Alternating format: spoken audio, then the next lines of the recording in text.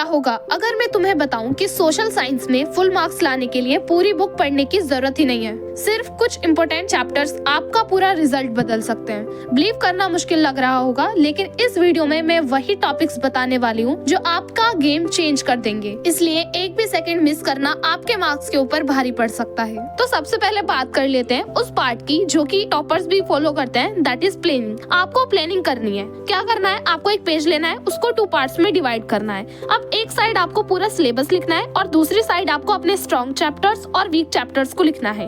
अब जब आपको पता चल जाएगा कि आपके वीक चैप्टर्स कौन से हैं, तब आपकी प्रिपरेशन स्टार्ट होगी, वरना अभी तक सिर्फ आप पढ़ाई ही कर रहे थे। अब आपको जब पता चल गया कि आपके वीक चैप्टर्स कौन से हैं, उनके लिए आपको देखना है वन शॉट लेक्चर।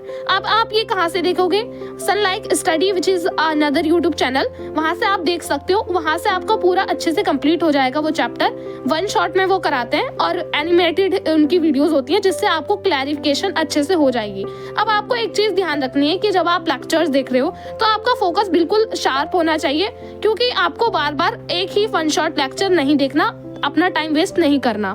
तो आपको क्या करना है, उस टाइम पर अपना फोकस रखना है और साथ के साथ आपको शॉर्ट नोट्स बनाते जाने हैं, ताकि एग्जाम से पहले जब आपको रिवीजन करनी हो तो आप उन शॉर्ट नोट्स को देख के बेसिकली जो आपने कीवर्ड्स वहां पर लिखे होंगे उनको देखकर आप प्रिपेयर हो जाओ, आपकी रिवीजन कंप्लीट हो जाए। अब बात आती है कि आपको एनसीईआरटी जरूर पढ़नी है। अब काफी लोग क्या करते हैं, मल्टीपल बुक्स लेकर बैठ जाते हैं, लेकिन आपको ये बात ध्यान रखनी है कि मल्टीपल बुक्स से पहले आपके लिए जो फर्स्ट प्रायोरिटी है दैट इज एनसीईआरटी। एनसीईआरटी की आपको कोई भी लाइन मिस नहीं करनी।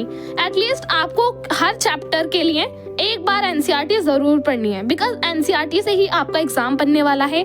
You all know this. NCERT के अंदर देखो कुछ कीवर्ड्स होते हैं, जब आप उनको पढ़ रहे हो एनसीईआरटी को तो आपको कुछ कीवर्ड्स मिलेंगे, उनको आपको अंडरलाइन करना है, क्योंकि जब आप अंडरलाइन करते हो कीवर्ड्स को तो आपके दिमाग में वो चीजें बैठती चली जाती हैं कि क्या क्या आपके लिए इम्पोर्टेंट है। तो आप जब कीवर्ड्स को अंडरलाइन करोगे, this is basically a psychology that जब भी आप अंडरलाइन करते हो किसी वर्ड को तो वो आपके दिमाग में रहता है, तो इसलिए आपको अंडरलाइन करना है। द नेक्स्ट वन इज कि आपको बिल्कुल भी जो एनसीईआरटी है उसके इंटेक्स्ट क्वेश्चन और जो एक्सरसाइजेज हैं उनको मिस नहीं करना। देखो बेसिकली काफी लोग क्या करते हैं, हाई लेवल के क्वेश्चन सॉल्व करने लग जाते हैं, लेकिन हम सभी जानते हैं कि हमारे लिए जो फर्स्ट प्रायोरिटी है वो एनसीईआरटी के इंटेक्स्ट क्वेश्चन है। क्यों? क्योंकि वो हमारा बेस रेडी करते हैं। जब तक आपका बेस रेडी नहीं होगा तो आप कैसे हाई लेवल के क्वेश्चन कर पाओगे? तो इसलिए आपको अपना बेस स्ट्रॉन्ग करने के लिए इंटेक्स्ट क्वेश्चन और जो एक्सरसाइज क्वेश्चन है उनको अच्छे से कंप्लीट करना है। देन आपको और क्वेश्चन करने हैं। अब फर्दर जब आप क्वेश्चन करोगे तो उसके अंदर भी आपको पीवाईक्यू सॉल्व करने हैं। आपको कहीं भी ऐसे उधर उधर के क्वेश्चन सॉल्व नहीं करने, आपको पीवाईक्यू सॉल्व करने। बाय बिकॉज देखो आपको भी पता है कि क्वेश्चन पेपर हर बारी सेम सिलेबस से बनता है, तो it is very harder to make new question from the same syllabus for CBSE.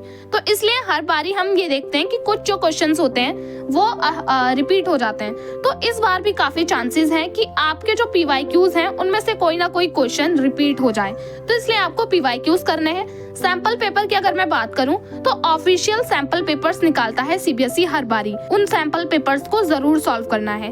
The next one is high weightage chapter, जो कि सबसे इम्पोर्टेंट पार्ट है इस वीडियो का। अगर मैं बात करूं हिस्ट्री से, तो हिस्ट्री से इम्पोर्टेंट चैप्टर्स हैं आपके rise of nationalism in Europe, nationalism in India. Geography से आपके इम्पोर्टेंट चैप्टर हैं resource and development, water resources. Economics से इम्पोर्टेंट चैप्टर्स हैं आपके sector of Indian economy, money and credit. Civics से आपके 3 इंपॉर्टेंट चैप्टर हैं। First is power sharing, second is political parties and third one is federalism. अब मैं आपको बता दूं कि आपको आंसर किस टाइप से लिखना है, बिकॉज अब बात ये आती है कि आपको आंसर कैसे लिखना है, क्योंकि काफी स्टूडेंट पढ़ तो लेते हैं लेकिन उन्हें ये नहीं पता होता कि आंसर बेसिकली किस टाइप से लिखना है। सो बेसिकली जब आप अपना आंसर लिख रहे हो तो उसको पॉइंट में लिखो। जैसे अगर 5 मार्क्स का क्वेश्चन है तो 5 पॉइंट लिखो, 8 मार्क्स का क्वेश्चन है तो 8 पॉइंट लिखो, 3 मार्क्स का क्वेश्चन है तो 3 पॉइंट लिखो। अब पॉइंट लिखने के बाद आपके उस पॉइंट में भी कुछ कीवर्ड्स होते हैं। ठीक है, अब उस कीवर्ड्स को आपको हाईलाइट करना है ताकि जो आपका एग्जामिनर है वो डायरेक्टली देख सके कि हाँ आपने कीवर्ड लिखे हैं, जिसकी वजह से वो आपको मार्क्स दे सके। अब ये बात आती है कि लेंथ किस टाइप से आपको डिसाइड होगी। तो लेंथ जैसे 5 मार्क्स का क्वेश्चन है तो आपको 5 पॉइंट लिखने, जितने मार्क्स का क्वेश्चन होगा उतने ही आपको बेसिकली पॉइंट्स लिखने हैं। अगर आपको इस वीडियो ने थोड़ी सी भी हेल्प करी हो then do not forget to like and subscribe to the channel, because ऐसी ही और वीडियोस आने वाली हैं। एंड अगर आपने साइंस और मैथ की स्ट्रेटेजी वीडियोस नहीं देखी हैं then do not forget to watch this videos, because this videos will really help you and ये ऑलरेडी मेरे चैनल पर अपलोड हो चुकी हैं।